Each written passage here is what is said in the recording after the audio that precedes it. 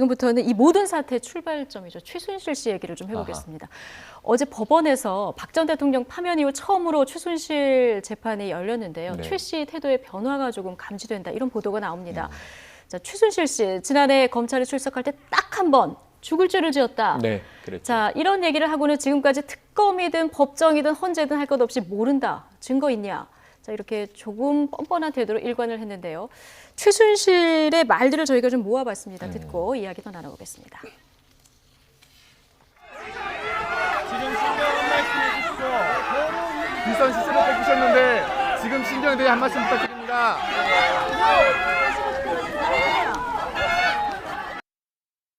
큰일 났네. 그러니까 예. 그거한테 정신 바짝 차리고 걔네들이 네. 이게 완전히 그 조작품이고 얘네들이 네. 이거를 이거 훔쳐가지고 이렇게 했다는 걸 몰아야 되고.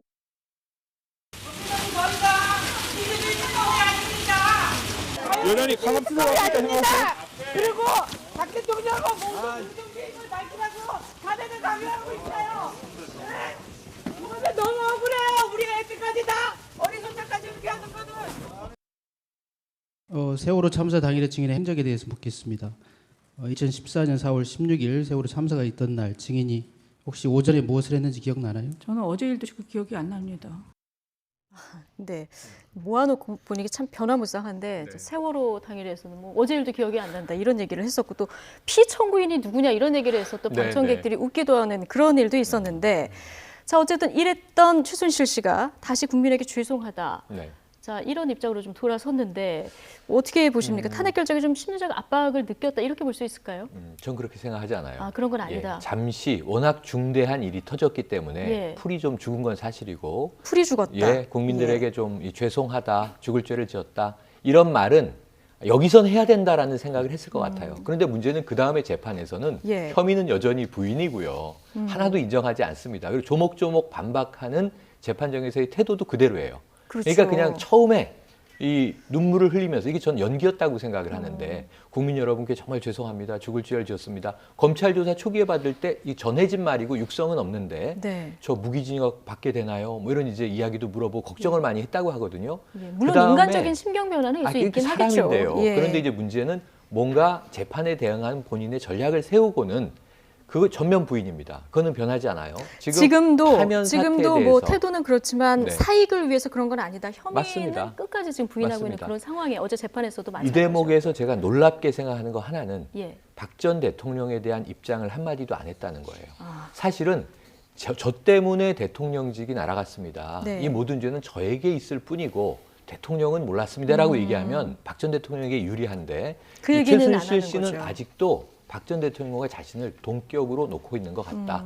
국민에게 죄송할 일이 아니라 본인은 대통령께 사과하고 대통령은 이제 인정할 걸 인정하고 이런 모습으로 좀 가면 좋겠는데 이 의례적인 인사말처럼 대통령 파면은 굉장히 뭐 헌정사상 초유의 일 아닙니까? 네. 그러니까 한마디를 내놓은 것이 이제 죄송합니다 정도인 것 같습니다. 그렇군요.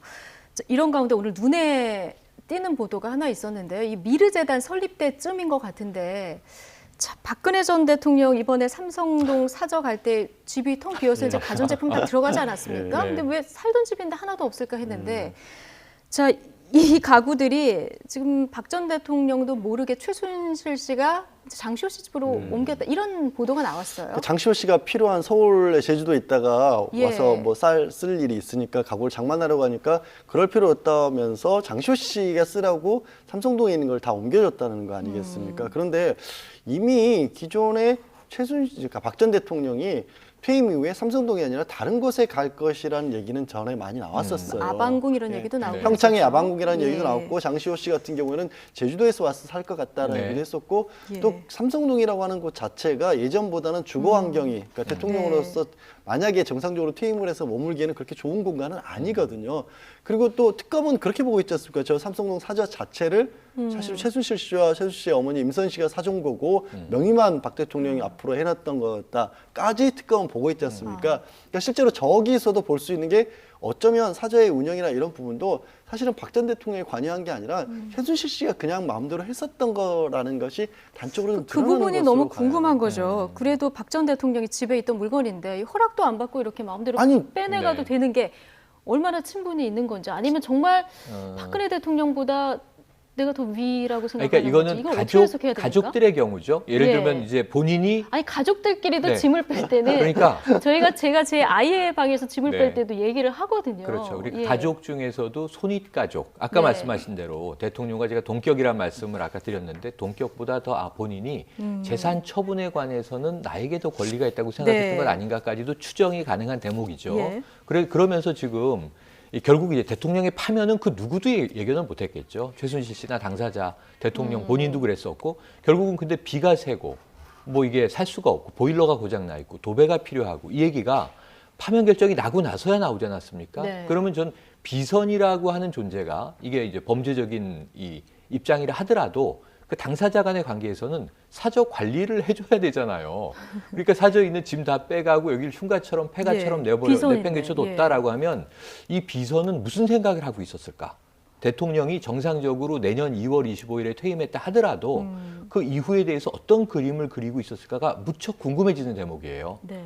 그래서 이 삼성동 자체는 이미 청와대에서 사전 답사를 했을 때 경호동을 제대로 좀 확보할 수가 없기 때문에 이 퇴임 이후의 개시기는 좀 문제가 있다라고 보고가 됐던 것 같아요. 예. 그렇다면 이 제3의 지역, 그동안 사실은 충북 옥천 유경수 여사의 고향에 네. 가려고 했었다. 뭐 대구 얘기도 네, 나왔었고요. 대구 달성, 경기도 정치적 얘기도 고향, 나왔었고요. 경기도 일대 이런 얘기가 나왔는데 뭔가 최순실은 계획을 세우고 있지 않았겠는가 하는 생각이 드는데 근데 지금은 세운 그걸 계획대로 갈수 없는 물어보기에는 상황. 뭐 다른 숙제들이 너무 많으니까 그것은 시간이 좀 많이 흘러야 확인될 것 같습니다. 예. 그걸 최순실 마음대로 했다라고 생각하시면 안 될 것 같아요. 상하관계 이런 걸 따지는 게 아니라 대통령은 어차피 그런 부분은 최순실이 해주는 대로 다 살아왔기 때문이라고 생각하시는 게 맞을 것 같습니다. 생활 패턴이었다 이렇게 그렇죠. 이해하는 예. 게 더 빠를까요?